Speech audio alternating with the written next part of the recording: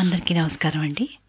శ్రీ రమణాష్టమ లేఖలు 163 లేఖ షడ్విధ సమాధులు. ఇది డిసెంబర్ 3వ తారీఖున 1947న సూరినాగమ్మ గారు వారి అన్నగారికి వ్రాసిన లేఖ. ఈ ఉదయం చొరవగల భక్తులొకరు భగవానుని సమీపించి, స్వామి, కొందరు నిర్వికల్ప సమాధిలో చాలా కాలం ఉంటారని అంటారే, అప్పుడు ఆహారాదులు ఉపయోగిస్తారా అని ప్రశ్నించారు.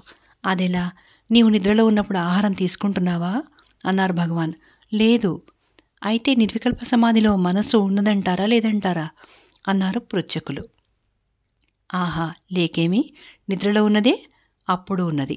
చూడండి, ఇప్పుడు మధ్యాహ్నం 12 గంటల నుండి 2 గంటల వరకు తలుపులు బిగించి హాల్లో పడుకుంటాం. అది సమాధే, భలే సమాధి. మనస్సు ఉన్నదో లేదో ఎవరు చూశారు అన్నారు భగవాన్. సహజ సమాధిస్తులకో అని మళ్ళీ ప్రశ్న. దానికే వాసిష్టంలో తురియ స్థితిని గురించి ప్రశ్నించిన రాముడికి వశిష్ఠుడు ముని వ్యాధోపాఖ్యానం అనే ఒక కథ చెప్పారు. ఒక అడవిలో ఒక మునీశ్వరుడు పద్మాసనస్థుడై కన్నులు తెరిచే తదేకనిష్టతో కూర్చున్నాడు. వేటాడ వచ్చిన ఒక బోయ ఒక జింకను కొడితే అది ఈ మునికి ముందుగా పరిగెత్తి దగ్గర ఉన్న పొదలో దూరింది. ఆ వేటగాడు దాని వెనకనే వచ్చి, స్వామి, ఇప్పుడు ఇటు వచ్చిన మృగం ఎటుపోయింది అని అడిగాడు. నాకు తెలీదు నాయనా అన్నాడా ముని. మీ ముందుగానే పరిగెత్తింది, మీరు కళ్ళు తెరిచి చూస్తూనే ఉన్నారు కదా అని వేధించాడా బోయవాడు. ఇహ సమాధానం వేయకుంటే వదలడు అని, నాయన, మేము సర్వసమ్ములమై తురియ స్థితిలో ఉన్నాం. జాగ్రత్త, స్వప్న, సుషుప్తులు 3 మాకు లేవు. అవి అహంకార లక్షణాలు. ఆ అహంకారం మాకు లేదు. అహంకారమే మనస్సు. అదే అన్ని కార్యాలు నిర్వహిస్తుంది. ఆ అహంకారం మా నుంచి ఎప్పుడో పోయింది. ఇక కన్ను మూసినా తెరిచినా ఒకటే. మీ లేడీని గురించి నేనేం చెప్పేది అన్నారు ముని. ఇదేమిరా ఈ వెర్రి మాటలు అని తన దారిన తాను వెళ్ళిపోయాడు ఆ బోయవాడు. అహమే లేకుంటే వీరిలా మాట్లాడతారు అన్న ప్రశ్న వస్తే లోగడ అహంగా తోచిందే యథార్థం తెలుసుకున్న తర్వాత స్వరూపంగా పరిణమిస్తుంది. దానినే మనోనాశమని కూడా అంటారు. ఆ నిర్వికల్పేత్యాది సమాధులన్నీ లయమే, కానీ నాశం కాదు. అణగడం, లేవడం ఉన్నంతవరకు సాధక స్థితే అని సెలవిచ్చారు భగవాన్. వేరొక భక్తుడు అందుకుని, సవికల్పము నిర్వికల్పము అని సమాధి లక్షణాలేవో చెప్తారు కాబోల్నే అన్నాడు. అవును, శంకరులు దృగ్దృశ్య వివేకంలో ఈ షడ్విధ సమాధులు వివరించారు. ఎలాగంటే సవికల్పము, నిర్వికల్పము అని సమాధులు 2 విధాలు. సవికల్ప సమాధి దృశ్యానువిద్ధము, శబ్దానువిద్ధము అని 2 రకాలు. కామాది దృశ్య చిత్త వృత్తులకు సాక్షి అయి తన్నే చింతించటం అంతర్దృశ్యానువిద్ధ సవికల్ప సమాధి. నేను అసంగ స్వప్రకాశ సచిదానంద అద్వైత స్వరూపుణ్ణి అని తెలుసుకోవడం అంతర్శబ్దానువిద్ధ సవికల్ప సమాధి. వీటి చేత కలిగిన స్వానుభవ రసావేశం వల్ల దృశ్యం, శబ్దం రెంటినీ వదిలి నివాతస్థల ద్వీపం వలె నిశ్చలంగా ఉండటం అంతర్నిర్వికల్ప సమాధి. హృదయంలో వలనే బయటను దృశ్య వస్తువుల నామరూపాదులను ఉపేక్షించి సద్రూపాన్నే చూడడం బాహ్య దృశ్యానువిద్ధ సవికల్ప సమాధి. ఆ సచ్చిదానంద వస్తువునే అఖండీకరణ బ్రహ్మమని ఎప్పుడు ఎరుక కలిగి ఉండడమే బాహ్య శబ్దానువిద్ధ సవికల్ప సమాధి. ఈ రెంటి అనుభవం వల్ల నిస్తరంగ జలధివలె అఖండంగానూ నిశ్చలంగానూ ఉండడం బాహ్య నిర్వికల్ప సమాధి స్థితి. ఈ షడ్విధ సమాధులు దృగ్దృశ్య వివేకంలో చెప్పినవే. ఈ 6 విధ సమాధుల నిరంతరాభ్యాసం చేత సహజ నిర్వికల్ప స్థితిని అలవర్చుకోవాలి. ఆ సహజ స్థితి కలిగితే కానీ అహం నాశనం కాదు. అది నశించిన వారు చూచినా చూడని వారే, తిన్నా తినని వారే, విన్నా వినని వారే, నిద్రించినా నిద్రించని వారే, వారు ఏది చేసినా చెయ్యని వారే అని సెలవిచ్చారు భగవాన్. ఇట్లు సోదరి. 164వ లేఖ విరాగ మహిమ.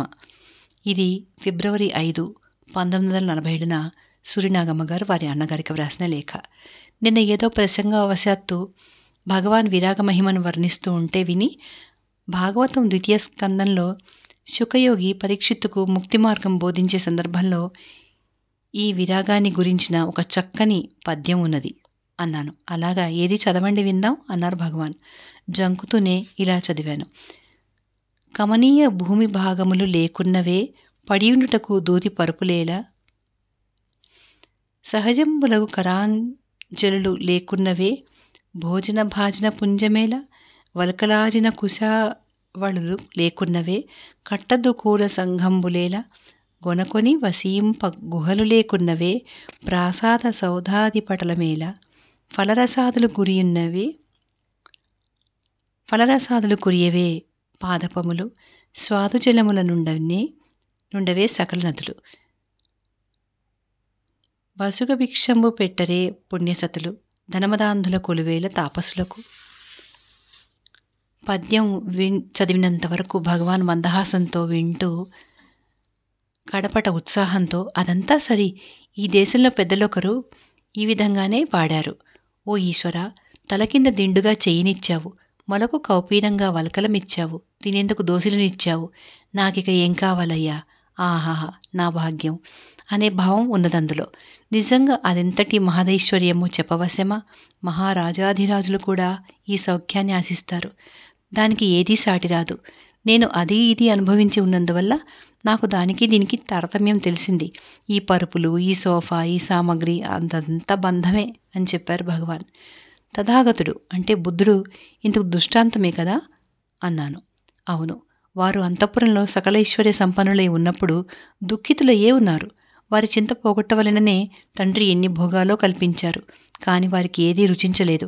అర్ధరాత్రి వేళ భార్యాబిడ్డలను విడిచి పలాయనమైనారు.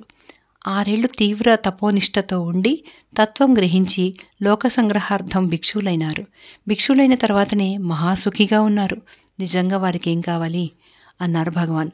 ఆ భిక్షువు వేషంతోనే స్వదేశానికి వచ్చారు కదా అన్నారు ఒక భక్తులు.